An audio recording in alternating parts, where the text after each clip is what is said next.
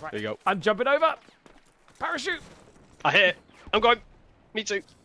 I'm gonna run towards it and try and get in something if I can. But Jesus Christ, I think that thing shaved my head.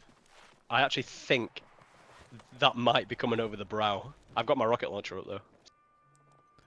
Was that a bin there or a giant silencer? I couldn't tell. To the right of that weapons case. Is that a giant silencer?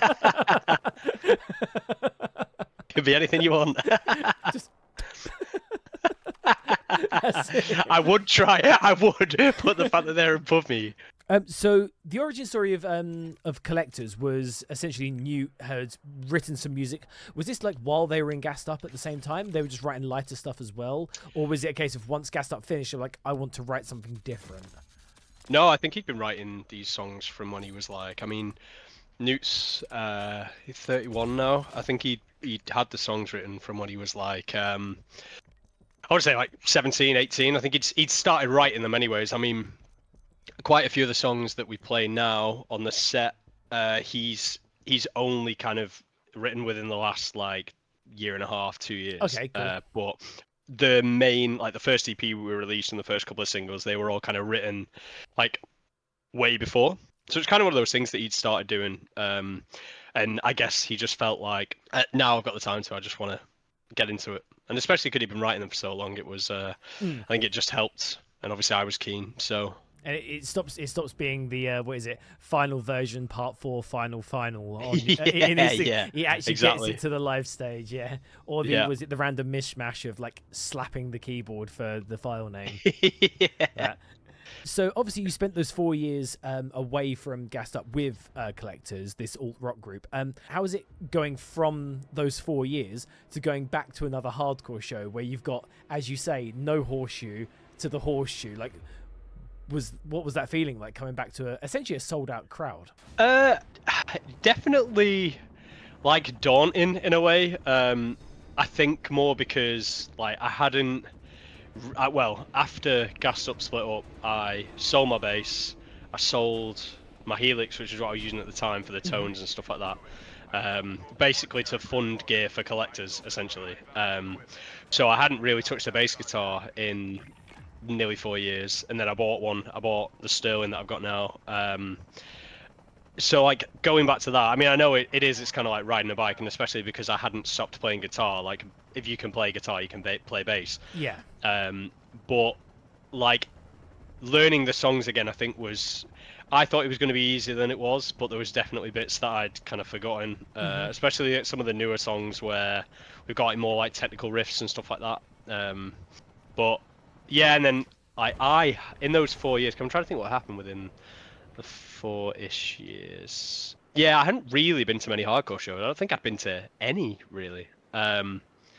Like within that time period. So like going back to a scene that I was once quite like a part of, it kind of felt a bit like almost a bit alien in a way. But everyone was really nice. So I didn't really know what I had to worry about. In those 4 years as well, like one thing that I've definitely found recently is like, because I do a lot of filling in for bands and stuff, I find I'll come back to a scene like after however long, like I'm not doing touring and stuff anymore, and then all of a sudden I'm like, oh wait, all of the bands are different now. The band who was like, oh there's someone in here. Yeah, heard. Gonna check for weapons in here. Oh, I'm down. Yeah, They're here. But sorry, what were you saying? Yeah, then coming back to a scene and basically seeing like all the bands that were like, you know, small at one time are now like the headliners and like no, absolutely. Like back when we were playing shows regularly, it was kind of like you'd have, I don't know, like One Down. They played a load of shows like when we were playing shows and bands like that. I'm trying to think of like one band that are doing like really well. I say really well, but in terms of like they're doing so much at the minute. Like Divine Hatred. When Gassed Up were like kind of splitting up, I think they kind of only really just started. I don't think Brad's in the band now, but I know I think he was when I left when Gassed Up finished. So like, but they're playing shows like all the time, and they're like, I think Liam's in like another band called Crow Quill now, which are doing quite well for themselves as well. Yeah, they're doing well. Yeah. So, but yeah, like you said, it is pretty crazy to see bands that you used to play with or saw all the time, and then they're either not together anymore or they're doing better than they were when you last played with them. Yeah. But it definitely was cool to see like the crowd like welcome you back as well, because it had been so long since you guys had actually played a show or anything. So and obviously Yeah, it was fun. playing the EP that loads of people loved as well. So Oh, as guys on well the roof as, there? oh, Ah, he's so low. charging. Yeah, I'll come up with you. Yep, I'm with you. Think I Yeah, just, so he was on the rooftop.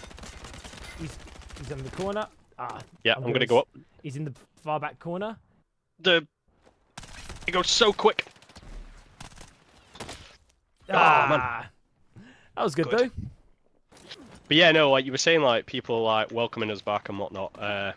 It was nice to see some familiar faces at the last show as well, like people who had, like, not in a bad way, but almost like forgotten about, like in the scene. And I was Yeah. like, oh my god, like, because I'd used to see them like every week or whatever at shows that we were Yes. playing, and then I'd be like, oh, hello, I completely forgot about you. No offense. Yeah, no, but like obviously, like life happens and shit like that. Like, Absolutely. You're gonna fall out of touch with certain people.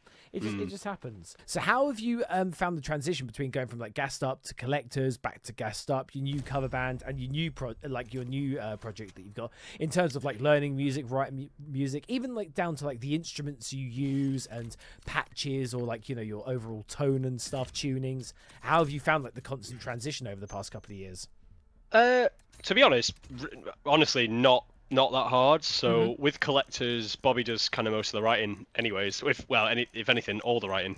He's quite quite protective, but not like to a detriment to the band. He's like he knows the sound he's been writing for however many years. So like he's kind of, and like we're all fine with it. Like it is what it is. Like he writes and he spends a lot of his spare time writing. So he'll come up with a couple of songs and then usually it's like, oh, yeah, we're happy with them, let's go. But then for collectors, I use a pedal board, which is only for collectors. I don't use a pedal board for anything else. And I use one guitar for collectors, which is just a Fender Strat. And for towards the end of gassed up, for everything else I just use a quad Cortex, so that's Nice. easy because it means I can just change the tone depending on the band. But I think when we first started collectors, like Bobby's very much like I want an analog sound, so that's why I run like you can see kind of behind me, I've got like the pedal board is on top, and then I run a Marshall combo. Is that what you class it as? Stack? Yeah. Stack, So I just use that for collectors, and then I use one guitar for pretend, one guitar for gassed up, bass obviously, but then one guitar for the other project that I'm working on. So and also in terms of like just the way the music's written and stuff like that, you're finding the transition like quite easy because you're going from like chuggy riffs for like gassed up for into sure, the leads, and then going into actual like solos and stuff, or fast-paced riffs for pretend. Yeah, so like I mean, I think because I've liked Pretend for years, Avenged for years now, I think like they've always been kind of, I'll learn a riff from one of their songs, so I've kind of always known what their songs are kind of like difficulty-wise. But then, I think because, like obviously, like I said, I used to be a deathcore band, so I used to write stuff for that. Like it helps. It helps in that sense because I'm always listening to that type of music as well. So,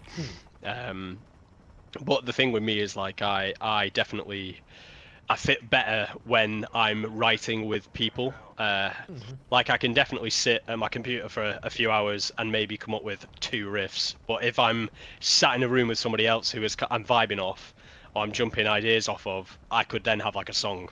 Yeah, I definitely within like understand 2 writing that, sessions or something. So I don't think I have the. Oh, sorry, go on. No, you go. You go. I was just gonna say I don't think I've got the. What's the word? Like the. Oh, that's gonna kill me. I don't have the something to write on my own. Like it's almost like I need somebody sat next to me, So basically being like, right, you need to write. Oh my god, what's the word? So the creative mind of it, but I always worded it kind of similar in a sense of I'm good at putting a puzzle together. I'm not good at making the jigsaw pieces. That basically me. Yeah. Yeah. Can give you riffs all day long, but Yeah. yeah, writing actual songs, yeah, I'm Yeah, so that's how I always was. I could never write a song, but if we were in a, like, say if we were in a band together and you wanted a puzzle, you wanted basically a puzzle putting together, and you gave me all the pieces, I could tell you how to put the song together in the best way possible. yeah. But And yeah, just it's not too bad. I mean, obviously, like Pretend is covers, so it's just learning tabs, and then yeah, like I said, don't really do much writing for collectors, but in terms of learning the songs, though, like they were definitely a challenge. Like Bobby's written some really good stuff. Some of it is quite like twangy, I guess, like fiddly, I guess. okay. But then I guess like one of them I've kind of only thought about now, which is kind of a fair point. One of the biggest things with going to collectors was more of just like I'm having to play with a clean tone. So I Yeah. have to be as tight as possible. I can't let gain or distortion basically like pull me into a false sense of security. What are you talking about? Gain's never done that. It's never protected you from. Well, I mean, it more, yeah, I think you just have to like if I mess up when I'm playing clean lead guitar, you will Yeah. know. You will know about it. So obviously, when you joined Collectors, you joined right at the very beginning. Yeah. Yep. What was that like, going from Gassed Up, who could, play loads of shows all over the country? You're known by everyone at the shows. You've got people who know the words left, right, and center, to starting literally from scratch again. Like, how did you find like the drive at the very beginning difficult, or was it because it was new, it was easy to do? Uh oh, that guy's there. Hit. He's There is, ah, sir. sorry, I will answer you in just a sec. I've got a merc somewhere. Where is he? Where is he? He's down here. Here he is. He's dead. Oh, he's behind me. Oh, okay. I'm coming up. Where is he? Got him. Nice. Let's go. There we go. Yeah. So. Oh, he was. maybe not. Oh, sorry. He was under me. I was like, it looked like I exploded. I was like, what's going on? There's a guy across the ridge. He just shot me. Oh, he's on me now. Sorry, dude. Oh my god, bro.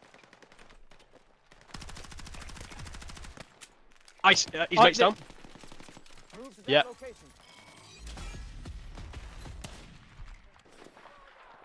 Just threw a frag down. Didn't see where he went. Yeah, Oh, guy. he's Should be down behind here me, he's somewhere. behind me. Where is he? Come on. I don't think he knows He's I'm behind he's on him. the west side of the house. Yep. Where are you? There he is. He's dead. Nice. Let's Nice go. one. 2 squad wives. Me. Take that. Right. So maybe I can answer your question now before Yeah. somebody starts shooting at me. Oh my god. So how was it? It was definitely difficult.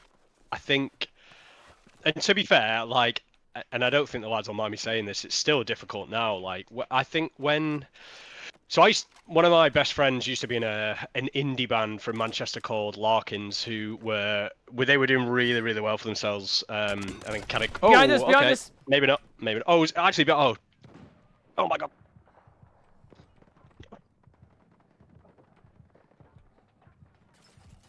He's dead. Oh my! You are never going to get the answer to this question. Oh my god. Okay. So yeah, so I used to have. So my friend Joe used to be in a indie band from Manchester called Larkins. They're doing pretty well before COVID, and then COVID kind of like, obviously it halted a lot of bands. Oh, fire's coming in, by the way. You might want to move. Go, yeah. Let's go. But like he was like I said, they were doing really well for themselves. Like he was playing like tours where he'd play like they headlined Academy 2 in Manchester and stuff like that. Like they were doing pretty well for themselves. So like I was like, oh, like this is so cool. Like if I'm ever in one of those bands, like I bet like, and I guess in a naive way, never been in that scene before, but I'm like them with it obviously. Oh, hello. 2 secs. He hasn't seen me. He's here. God, I need to heal. Yeah, so I think like in a naive way, I was kind of like, oh well, considering it's like not metal and it's something that a lot of people like would rather listen to than metal, like it Oh, yeah. mustn't be hard for us to get shows. I'll come Yeah, grab yeah. you. But it it has been hard. I mean, we have like, so I sorted out, and this was thanks to Sean showing me the way. Yep. My aim is awful. No worries. So I made like an EPK for the band, like a link tree and stuff like that. Like a like we'd put something together that would kind of make us look desirable, I guess, to promoters and stuff. Yep. I made basically like a Excel spreadsheet of like There's a good a lot sniper on my of. body, by the way. Oh really? Oh Yep. nice. Yeah, let me. Yeah, so like I made like a spreadsheet of like promoters from nearby, just so I could email. Oh, nice. I'll take that. Nice. So I got this list together, did the EPK like once we'd kind of got like the EP out and stuff like that, and I was like, right, okay, I'll email all these promoters. We emailed them all, didn't hear like anything basically back from the first batch. The ones that did email us back, a lot of them these days, which I kind of understand given the state of social media these days, they only really care about how many followers you've got, whether you're doing anything on LinkedIn. Oh my God, LinkedIn! You can so tell I'm a corporate guy now. What you're doing on TikTok and stuff like that. So, like obviously we just started. Like we just wanted to play. Like back when we used to play shows in Gas Up, it was like, oh I'm putting on a show this weekend. We need an opener. Do you want to play? I don't care what band you are. Like as long as you're a metal band and you might fit the vibe. Like do you want to play? Whereas I thought that's how it was going to be for like indie shows, but because there's not a lot of DIY indie promoters in Manchester, a lot of it is like you scruff of the necks and like this feeling who are like the big guys who put on most of the indie shows within the city. They're always asking for what can you do for us, like how many tickets, like only really caring about how many tickets can you sell. We're not really going to promote you. Like we're not going. You have to do all the promotion yourself. Which and I get, like obviously like being in a band, like yeah, obviously promote your own shows. Like if you're playing a show, promote it. But I think there's a lot of promoters within this scene that expect you to do it every single day via multiple TikTok videos, just trying to get on trends, and that's kind of like we tried the TikTok thing, but then it's well, okay, hello. It's yeah, I'm done. Yeah, Yeah, we tried the TikTok thing, but like it just gets so like draining after a while, especially when you're trying to think of video ideas all the time. And, like I work in marketing, so it like I mean I don't do a lot of TikTok, that's not part of my job, but in terms of knowing like how to create social media videos and stuff like that, like it shouldn't be that hard of a task, but I don't think you understand how much it actually is when you're trying to think about doing it all the time. yeah. So there was definitely that element, and also because you've got to push yourself more as well because, like you said, you don't have fans. Like we obviously we had and we still do. We had a lot of support from our friends and family and stuff like that when we first started. Like it was great. Like, and this isn't me knocking it at all. Like the first show we played was a sold out show at a venue called 33 Oldham Street, which is a pretty. I mean, in terms of the actual venue, it's a pretty nice venue in Manchester. Let me see. So the capacity for that is it's like 120. So like, but for our first show, like but it was mostly like our families and friends. But it was mint. Like it was still a good show.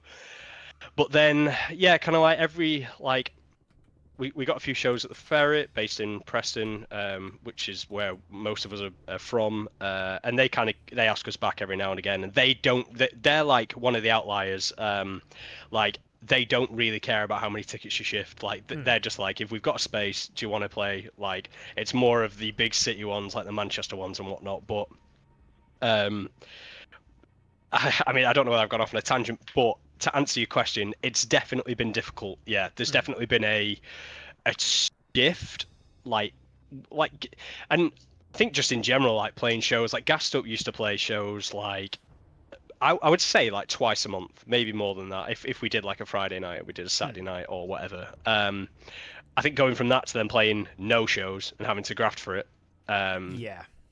But then I in my head I was kind of thinking like, and I know the boys have felt the same. Like, how far do you go? Like, if you've emailed all these promoters, you've done the kind of stuff that you need to do, you're trying to build the social, you're trying to get the fans by playing these shows, but then when they only care about how many tickets can you sell, it's like, let us play without the guarantee of selling tickets because we need more fans to then play more shows to sell tickets. Like, and I think that's what there's not a lot of. It's either who you know and you get on shows just because of that, or you've somehow built a good fan base through doing TikTok and whatnot. Yeah. Which I know there's a lot of indie bands that have, and fair play to them. If like, it's a completely I don't different know way whether of that like, answers your question. No, it It's does. just- I It felt does. like I went off on a tangent, but No, it doesn't answer my question. From the top, all over again, please. let me get a rewind. Get a rewind on that shit. But it's a case of like, when I see like a lot of like hardcore shows, beatdown shows, whatever, like that sort of genre, it's definitely they're doing it more for the fun of the actual scene and the music itself and the love of it. They don't see it as something that needs to make money. Whereas I guess from what you've said, it like there are definitely more scenes in your sort of neck of the woods now where they're just after the money, really, at the end of the day. We have got people dropping with us. They are landing east of us. No worries. I'm just going to drop us on here. Nice. Yeah, I mean, that's definitely how it feels. And, like, don't get me wrong, I know at the end of the day, they are, like, businesses, and I get that completely. But then also, I do think that if you're a promoter, like, you should also be doing the job of promoting the bands that you are putting on. Agreed. You shouldn't expect a band that has got like 100 followers on Instagram that's mainly their friends and family to be pulling in loads of people. Like, agreed. like you have to be logical about it. You have to be. But obviously, that's just not how it goes. But it's just one of those, I guess.